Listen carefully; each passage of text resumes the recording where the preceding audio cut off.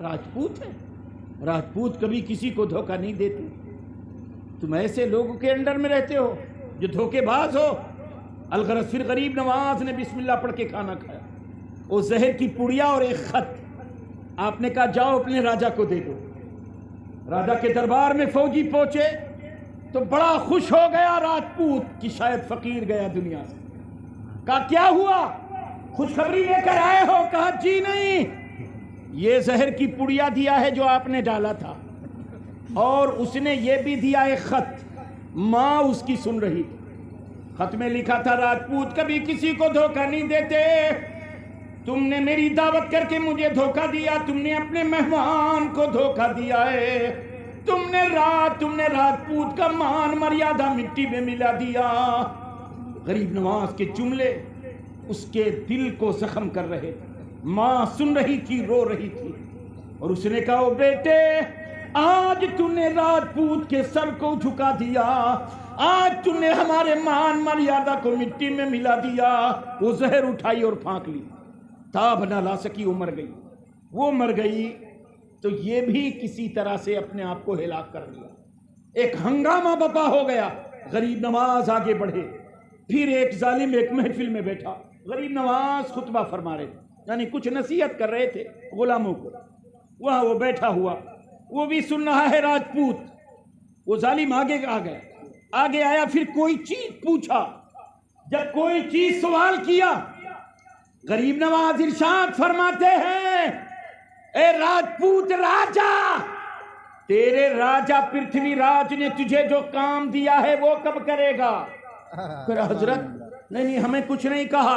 ارشاد فرمایا تجھے کمرے میں بلایا تھا اور اس نے تجھ سے کہا تھا اکیلے میں تنہائی کے عالم میں اگر تو نے اس فقیر کو مار دیا تو میں آدھی سلطنت تجھے دے دوں گا اور ایک ہیرے کی انگوٹھی بھی تجھے پہنائی ہے. غریب نواز نے جب یہ کہا تو اس شخص بھی قدموں میں گر گیا کہ ہمارے اور پرتھوی کے علاوہ کوئی یہ بات نہیں جانتا. یقیناً آپ بہت بڑے مہاتما ہیں، آپ کی ہم پوجا کریں گے. غریب نواز نے فرمایا ہم پوجا کے لائق نہیں ہے. کہا تب کون ہے؟ کہا جس نے مجھ کو، تم کو، ساری کائنات کو، زمین آسمان کو جس نے پیدا کیا ہے، آؤ سب مل کر اسی کی پوجا کریں، اسی کی عبادت کریں. کلمہ پڑھ کر حلقہ اسلام میں داخل ہو گیا. نماز آگے بڑھے تو ایک پنڈت تھا جو روز دودھ لے کر جاتا اور دودھ مورتی کے اوپر چڑھاتے ہیں نا. دودھ چاہے پلائیں چاہے چڑھائیں، پیئیں گے کیا؟ پتھر کی چیز بھلا دودھ پیے گی. الغرض لے کے جاتا، اس کی بچی دیکھتی رہتی پنڈت کی لڑکی. اور مندر پہلے جو ہوتے وہ جھاڑیوں میں، کھیتوں میں مندر ہوا کرتے. آج کل جو مندر بنائے گئے ہیں روڈ پر اس لیے بنائے گئے ہیں کہ یہ بنا لو تاکہ ہمارا گھر سیف رہے، ہمارا گھر بچا رہے. جب چوری ہونے لگے سڑک تو مندر گرائیں گے نہیں، تو ہمارا گھر پیچھے بچا رہے. تو یہ لوگ محبت سے مندر نہیں بناتے، یہ لوگ ایک غرض سے مندر بناتے. الغرض وہ روز دودھ لوٹیے میں لے جاتا پنڈت اور کھیتوں سے گزرتے ہوئے دودھ پیش کرتے. لڑکی دیکھتی رہتی. ایک دن لڑکی نے کہا ابا جان میں چاہتی ہوں کہ میں اپنے بھگوان کو دودھ پلاؤں. اب بیٹی تو نہ جا کر نہیں، ابا جان ہم بھی جائیں تو پلا دے. اس کو نہیں معلوم تھا دودھ پلاتے ہیں یا چڑھاتے. الغرض وہ لڑکی آئی اور دودھ کو سامنے رکھ دی اور رکھنے کے بعد کہی بھگوان جی دودھ پی لیجئے. تو وہ کیا پیے؟ یہ تو اللہ کی قسم ہمارے بھارت واسیوں کی بدنصیبی ہے.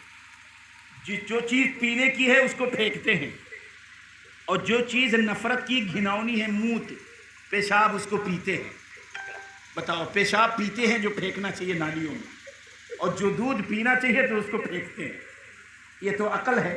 لیکن میرے رب نے تو قرآن میں پہلے فرما دیا الخبیثات للخبیثین والطیبات للطیبین. خبیث چیزیں خبیثوں کے لیے ہیں اور اچھی چیزیں اچھے لوگوں کے لیے. اب یہ ہیں خبیث تو کہاں اچھی چیز پسند کریں؟ یہ تو میرے رب نے بہت پہلے کہہ دیا. الغرض وہ دودھ کہتی پی لیجئے. اب وہ دودھ کہاں پیے؟ تو بچی کہنے لگی بھگوان میرے والد تمہیں روز دودھ لا کر دیتے ہیں، پی لیتے ہو، آج میرے ہاتھ سے دودھ نہیں پیتے ہو. بڑی دیر تک انتظار کرتی رہی، پی لیجئے بھگوان، پی لیجئے۔ جب نہیں پیا تو کہا میں اپنا سر پٹک پٹک کر یہیں ہلاک ہو جاؤں گی، جب تک دودھ نہیں پئیں گے ہم نہیں جائیں گے۔ اب کہاں پیے؟ پھر سر کو ایک مرتبہ پتھر پر پٹکی، خون کا فوارہ نکل گیا۔ ابھی بھی اگر آپ دودھ نہیں پیتے ہیں تو ہم سر پٹک پٹک کر یہی ہم ہلاک ہو جائیں گے۔ پھر اس نے سر پر دھیرے سے پٹکا، خون کا فوارہ اور نکلا۔